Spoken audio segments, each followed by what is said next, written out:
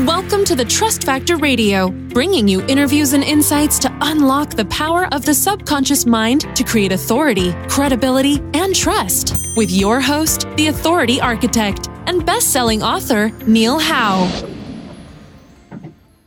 Hello and welcome to the show. Today's guest is Robert Scavilla. And Robert is the CEO and founder of FourFront LLC based in Philadelphia. And he helps organizations effectively target online audiences to assure their digital efforts yield the best results for the spend. Bob is a search engineer, and he builds neural search applications specific to client audiences. These applications are the foundation for the services FourFront provides to a variety of businesses, universities, and nonprofits. Bob has over 35 years of experience as a software developer and has been working with AI since the late 1990s. Bob has designed and developed a series of applications used in-house to support client requirements, and the technologies include big data collection and analysis, machine learning, neural networks, and deep learning systems. Well, that sounds all very complex, Bob. You're going to have to tell us all about that. Welcome to the show, Bob Scavilla. Thank you, Neil. It's nice to be here. I appreciate the time. Well, tell us a little bit more. I know I'll give you a little introduction there, Bob, but give us a little bit more about your background and how FourFront came about. Sure. Well, FourFront came about in 2010 when I started to pay attention to Google search results. My background is in technology. It's been in technology since the early 80s. And one of the things that I passed through in my technical career is the collection of data in real time, and then the analysis of data as well, and the finding of patterns. I was working with large data sets back in the 80s before big data was even a term that anybody even heard of. And part of my job was to put algorithms to the task to find patterns in these large data sets. They were actually coming from military applications, specifically jets in flight. These data systems that I was working on, they had to find patterns inside the jet itself to make sure it was operating effectively.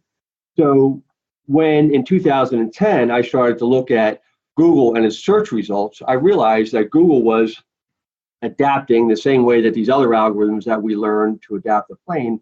Google was also adapting to its audience based on its behavior patterns that it was noticing. So that was the concept that put FourFront on the map, and we started from there. Excellent. So tell me where you are now as far as the kind of clients that you help. So we realized early on with the types of clients that we didn't need to specialize in any specific industry, that clients basically had a common requirement. And I want to explain that a little bit more. I'll give you an example. We would often get a request from a client saying, we're not ranking on page 1 for a keyword.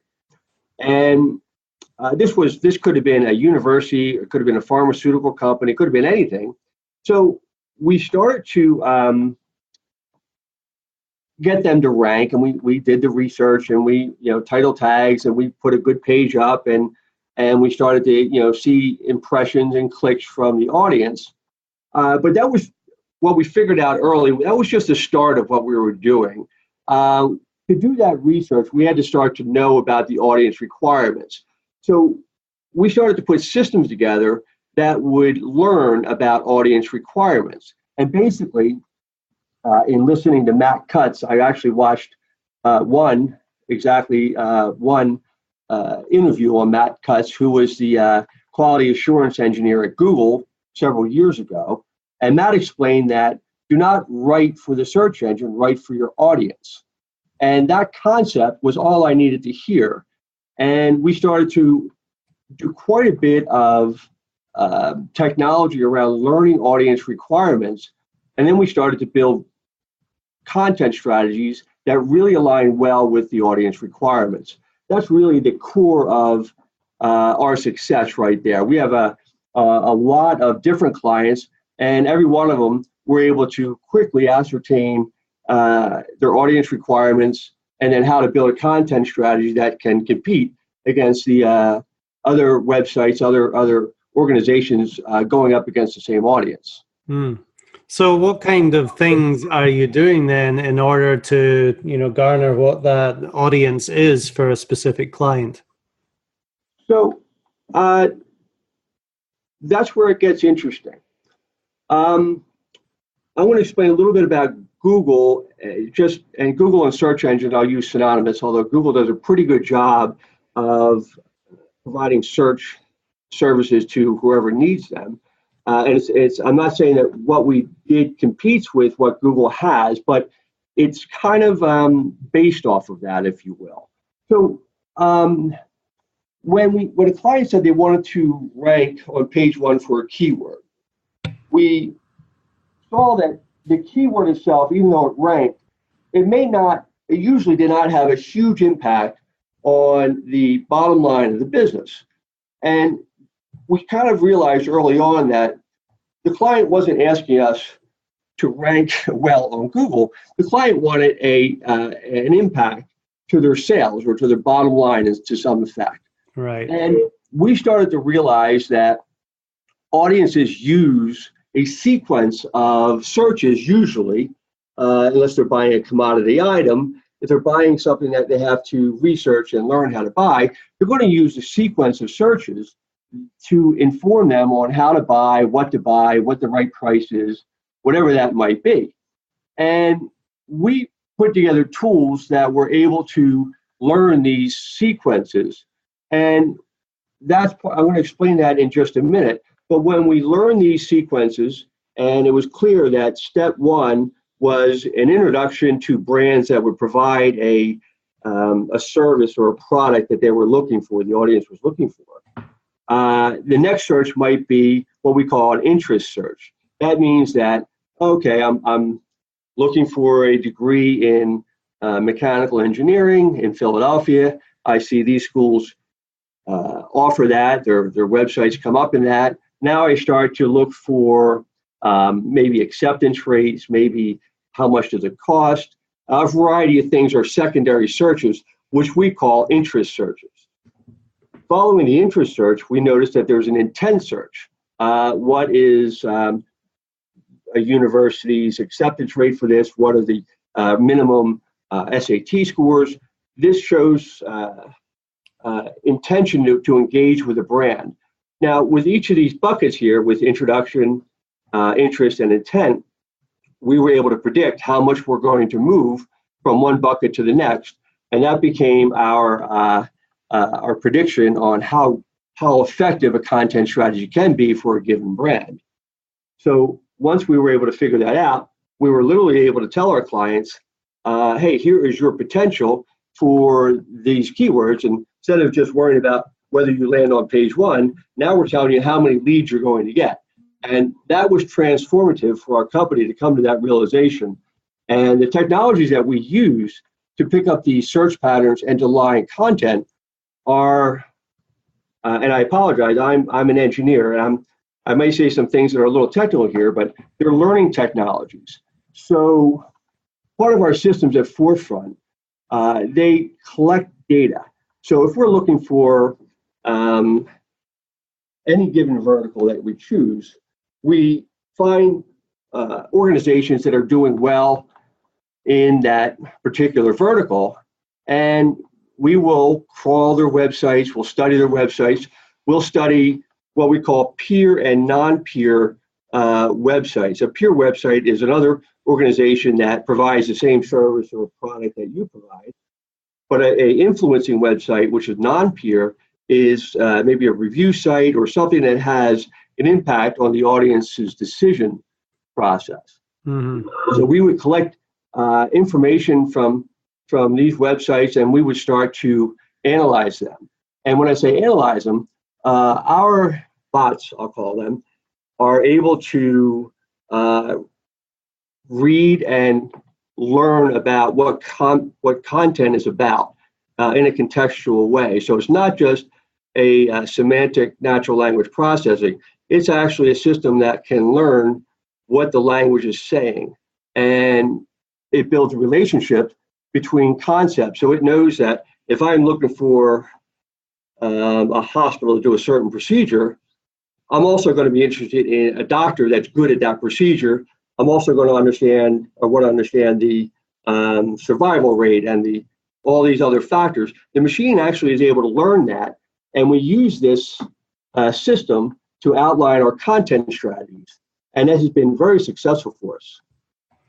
Well, as far as the content strategy, when you go to actually write some of that content, are you writing content for only the intent searches, or are you writing it for also the interest and the introduction? Well, we write them for introduction a lot. Now, the introduction searches could be highly competitive. Typically, an introduction search is a root level keyword, which tends to be the most expensive. And if we have a brand that maybe does not have enough brand strength to go up against the competitors that are out there, targeting that keyword, we will write, of course, some outlines, some basic. We'll fill the needs for the root level keyword without any expectation that this brand is going to get impressed for that keyword. And what we do is we find that a lot of the giants that we compete against for some of our smaller brands, they have enough business coming in that they don't worry about the little holes that they're leaving. So we'll take a smaller brand and we'll find these holes in content strategy that these larger brands do not care so much about, and we start penetrating a market through these opportunity keywords that we can start to predict potential for. Mm-hmm. And that's how we take, a smaller brand and we go into a market of a larger brand. So, and the smaller brand does have to have a fairly solid content strategy. For instance, we take a smaller university that has an MBA program. Well, in Philadelphia, you have you have Drexel and you have Penn, you have Temple. You have these very well-known universities. So if you have a smaller university, you have to be very specific with your content strategy. And we're able to do this, and we're able to come in somewhere where the bigger players are not looking, and then we're able to build quite productive content strategies that way. So have you built your own tools to be able to find these holes in the market, or do you use some of the tools that are out there on the market? Good question. And we don't use many store-bought tools, and that isn't because we think we have all the answers and we can build tools better than what's out there. Our ability to build tools and to provide advantage for our clients comes from a system that we've developed where we can we can provide technology very early in its development stage. So we build tools on very recent technologies that's just coming onto the market here, and we get them out of open source or other places possible, and we build a tool around this very recent technology that gives us an advantage that isn't commercially available yet. So some of the tools that are out there that other companies like us would use might be 3 years behind our tools, or even more sometimes. So we find that we build our own tools. We have a whole system of bringing researching technology, bringing it into production on our team here, and then providing services from this technology. And this, again, has been really a strong advantage for FourFront to be able to do this. We oftentimes get the wow from our clients because we're able to give them something that other organizations have not been able to give them because of our ability to innovate in the early stages of a technology. Well, SEO especially is a very competitive market, and to have those tools that really allow you to analyze what's going on before others in the market definitely gives you an advantage. But that's talking about just the content side of things. What other problems do you see that businesses have that don't necessarily relate to the content? Okay, I particularly like that question as well. When we introduce the concept of lead production to a client, oftentimes it sounds funny. It may not align with, they may not be as familiar with it, if you will, as they kind of need to be to consume our services. Let me give you, for instance, when I said that clients want to rank on page one for a given keyword, what they really want is they want more production out of the website. So when we start to have a conversation with our clients about website production, how much can this website produce for you as a front-end marketing channel? It tends to be a new concept. And they also say, well, why is the SEO company talking about how many sales we're going to get? And we educate the client on how this really works with the website. There's a lot of information that Google provides, and some of the information comes right out of the AdWords calculator, where Google tells you how many people are searching on a given keyword in a given period of time, and it even lets you go back maybe a couple of years to see what the trends are going to be. So that's kind of really rich information. And when we do a lead math outline for our clients, when they say we need to get 100 sales a month, and currently right now we're getting 75. Okay, we say, all right, well, there's a gap of 25 that we're trying to fill here. We run through a system, we call it lead math here, where we understand how much search interest there is for what they're after. We also then understand how the brands currently supplying that demand are working, how strong they are, how much do they sell, how is the market segmented. So we do this research, and this is very important for our success. And it's not only for our clients to benefit from, it's also from FourFront to manage our risk. So the client who sells 100 says he wants to sell 1,000, and we do the math. We say, well, 1,000 is maybe too much for you. We're going to commit to giving you from 75 to 125 over an 18-month period. And FourFront will make a commitment like that if the math works out properly.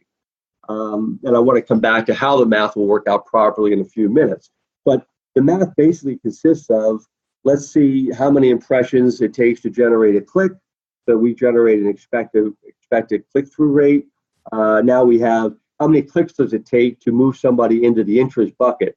And we find that once we calculate how many people move into the interest bucket, we can then calculate how many people will move into the intent bucket. And the intent bucket is usually the audience who's going to buy, and that becomes a predictable metric for us. Now, if we have intent to a lead, which we can, again, that becomes a fairly solid calculation after we've done enough analysis. We have lead to sale. Now we have a system working where we say, okay, we need to get these many people into the interest bucket to generate this many sales. And how do we do that? How can we do that? Is that possible? And our content strategy aligns with this math sheet that we prepare. And now we know how many leads do we need to get that we're going to get that 100 sales or 125 sales from.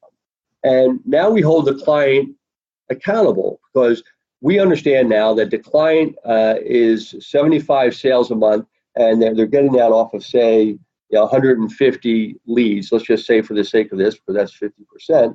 So now we're assuming a 50% conversion rate. And now we say, okay, so if we pump good leads into you, we're going to expect that you're going to go from 45 to 55% closing rate. And that's how we're going to calculate how many sales that you get.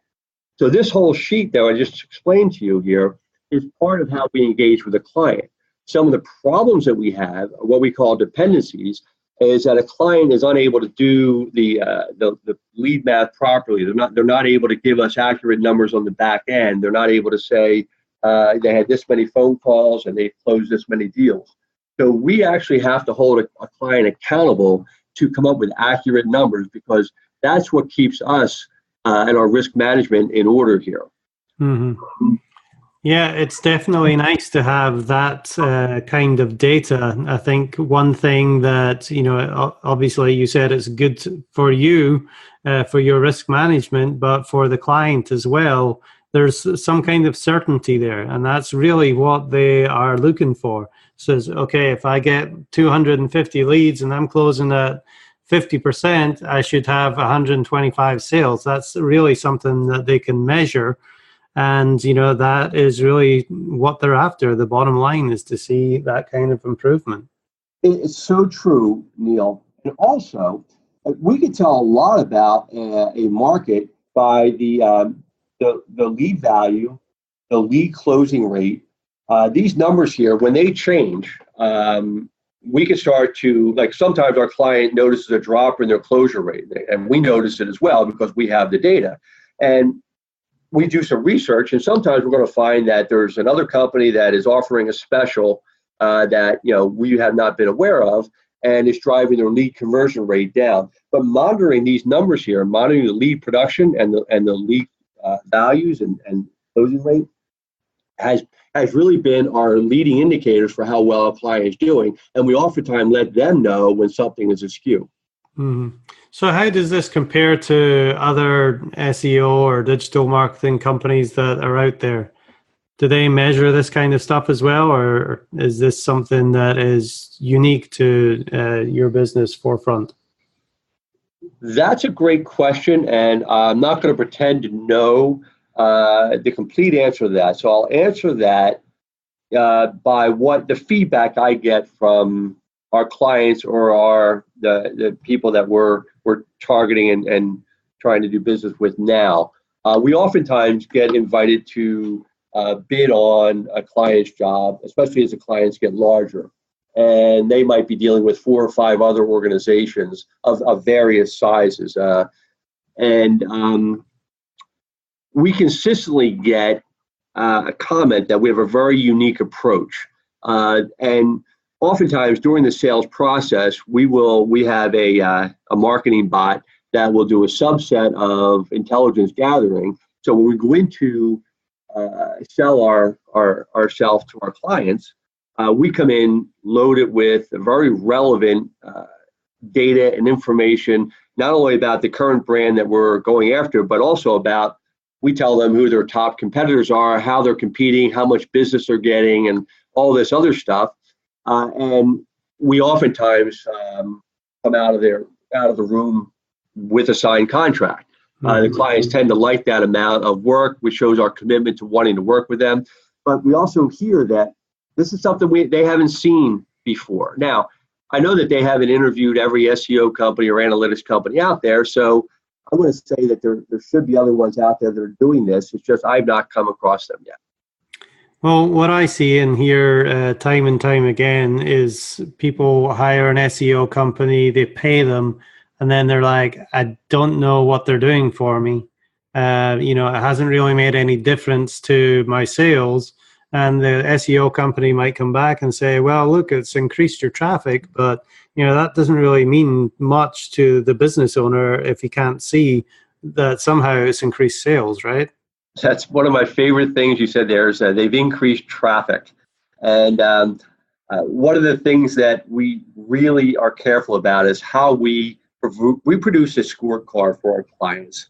And I had a client years ago that's still a client today. And I looked at their website, and the previous company that was working on it, the SEO company, drove a lot of traffic to the website. And it was just this noise traffic that was doing nothing. And the leads they were getting, the sales team at this company were following up on, and they were all bad leads. And they laid the path for us to come in, and the client already had a strong distrust of SEO companies. So we did our math, and we said, okay, first thing I'm going to do is I'm going to cut the amount of traffic to your website in half, and I'm going to do this, right? And they practically choked when they heard this. And I said, well, the amount of traffic coming in has nothing to do with, well, in this case here, with the amount of production you're going to get from this as a front-end marketing channel.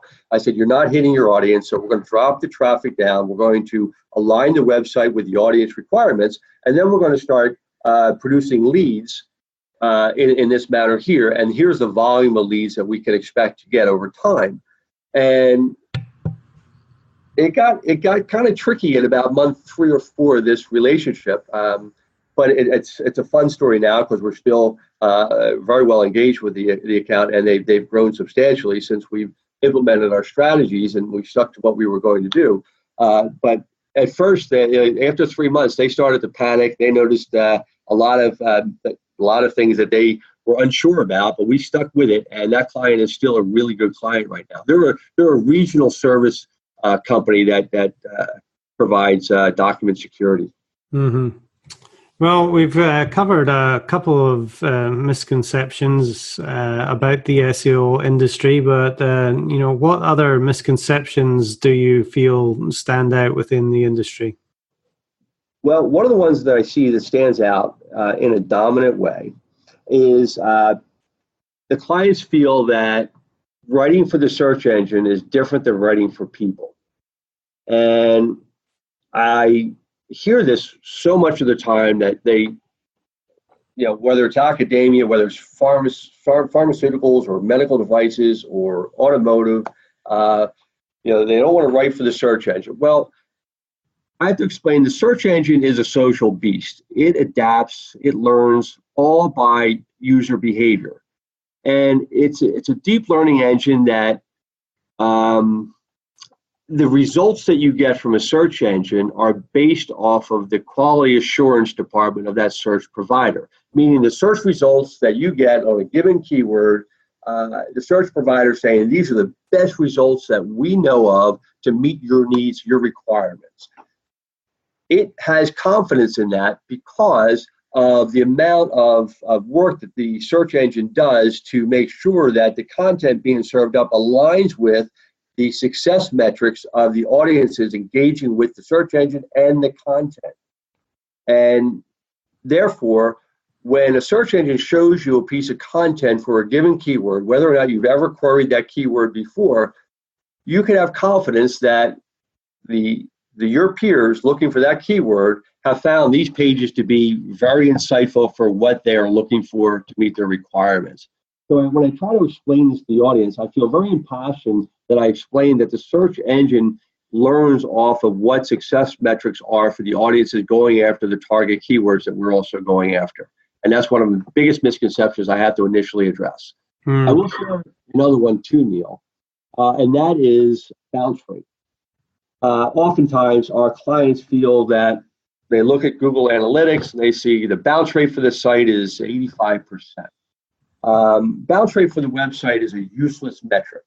I feel very impassioned about sharing that with my clients as well. You really need to segment your website before you can get useful bounce rate metrics or time on page metrics. For instance, if you have a blog and somebody comes across your blog and they read it, and they're on the page for 1.5 minutes or 2 minutes on the average, but they bounce. They don't go to any other sites. That's an okay behavior for a blog, a piece of temporal content. Your brand was in front of them. They engaged with your content, but then they left. Okay, that's fine. If you want to know what time the baseball game was tonight, you might go to a page that tells you that, and you've got your needs were met and you left. But when you're down into the introduction, which has a high bounce rate, now you have your interest, which has a slightly lower bounce rate. Now you have your intent content. Your intent content for your website might have a bounce rate of less than 15%, and that's what matters. So when you break your website down into segments of audience interest patterns and whether or not they're actually in your conversion funnel, then you start to break down your bounce rate. That's when it matters, and that's what I have to explain to people. Do not worry about the bounce rate for the website. Worry about the bounce rate for your different segments of your content and your audience stage. Well, this has all been very interesting, Bob, and I know you've been working with AI since the late 90s. Where do you see things going in the future with AI becoming more and more important these days? Well, AI with respect to business intelligence, there's two areas that seem to be picking up a lot of momentum. When you're dealing with an organization and they have data in there, wherever that might be, the ability for AI to, in an unsupervised way, which means you don't tell it what to look for, AI can go in and learn about patterns inside of your own business.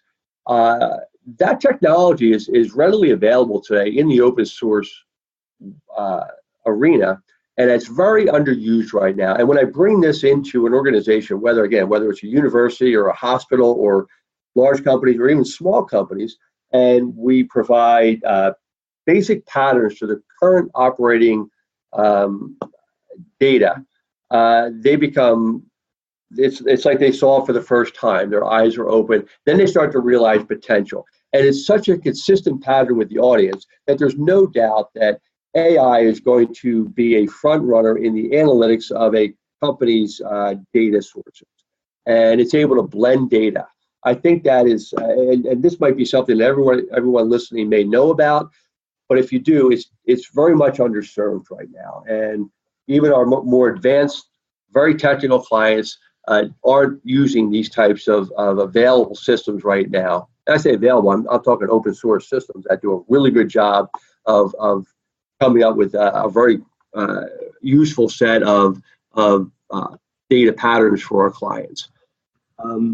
One of the things that I think is coming as well, is something that we specialize in computational linguistics.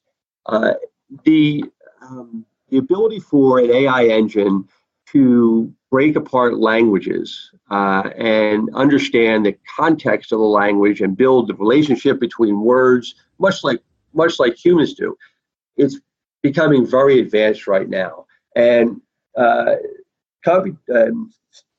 statistical analysis is something that lends itself well into computational linguistics. And what's interesting, though, is that these engines that break apart languages, it doesn't matter the language.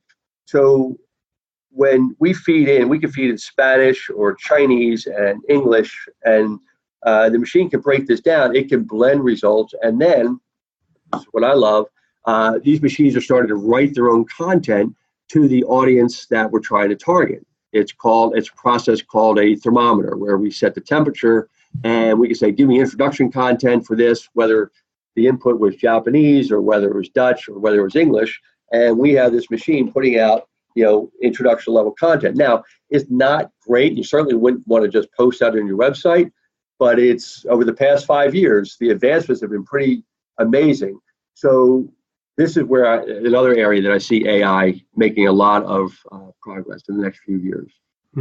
Well, if you look back 10, 20 years and you see the difference, that there has been to now, and you think of the next 10, 20 years and just where this new technology is going to take us, it really is mind-blowing and something to look forward to. Well, Bob Scavilla, really enjoyed speaking with you today, learning about all this new technology and how to implement it in your business to know and to grow your audience and to get better results for the company. Bob, if somebody wants to reach out to you for some help looking at their audience, what's the best way that they can do that? Well, my email address, I'll share it with everyone listening, is bob@FourFront.us, and FourFront is FourFront.us. So I would love to hear from people. Great. Well, again, thanks very much for sharing all your knowledge on this subject, and thanks for being my guest on the Trust Factor Radio today. You're more than welcome. Thank you so much for including me on your show. And to our listening audience, if you like what you hear, hit that like button and share, and we'll see you next time on the show. You've been listening to the Trust Factor Radio with Neil Howe. To learn about the resources mentioned in the show and to listen to past episodes, go to thetrustfactorradio.com. To get a copy of the book, The Trust Factor, go to thetrustfactorbook.com. If you are ready to act now and build your authority, credibility, and trust, schedule a consultation with Neil at theauthorityarchitect.com.